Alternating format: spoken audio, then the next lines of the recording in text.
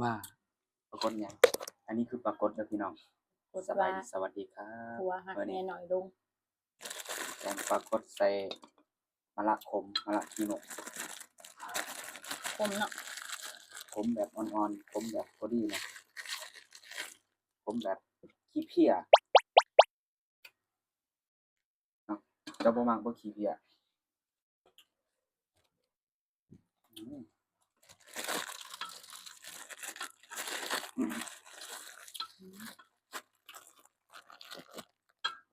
ขออนุญาตใส่มือเด้อน้องยุบเป็นพัก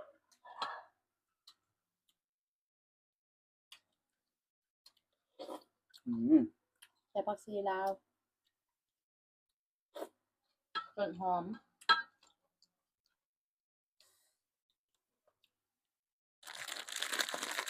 มันน่ามากินของขมๆเลยแซ่บเลยบอก ครับ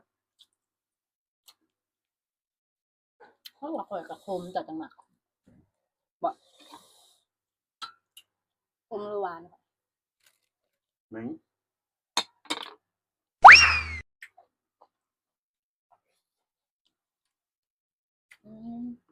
บ่ได้กินแจ้เหรอต่างๆแล้วคือแกงปลาคอคือสายบัว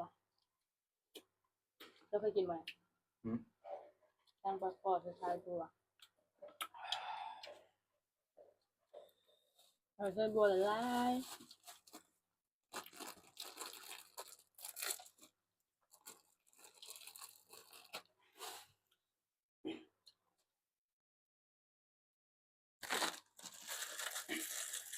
ตัวขาวเพิ่นซื้อมา3ตัวเพิ่นยังกินบ่หมด ใส่ผักละลาย อืม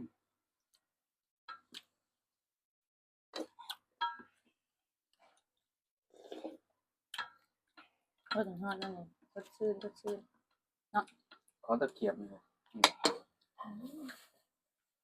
เคยกินเลย บ่แม่นต้องคีบผักกินกูอยากกินผัก กินเขาจะกินมะปราง ผักหลายกว่าป้าอีกตัวขาวเพิ่นเน้นผัก คนหลุดหุ่นเนาะ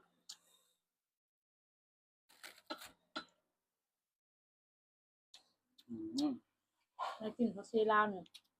อยากกินแกงเก็ดน้อยมันมั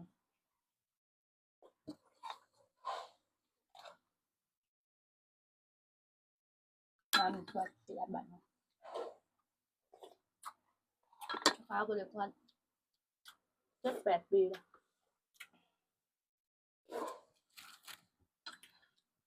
ที่มันอยู่โควิดกับมันย้ำวิทย์กวดเขียนแต่เป็นเมือง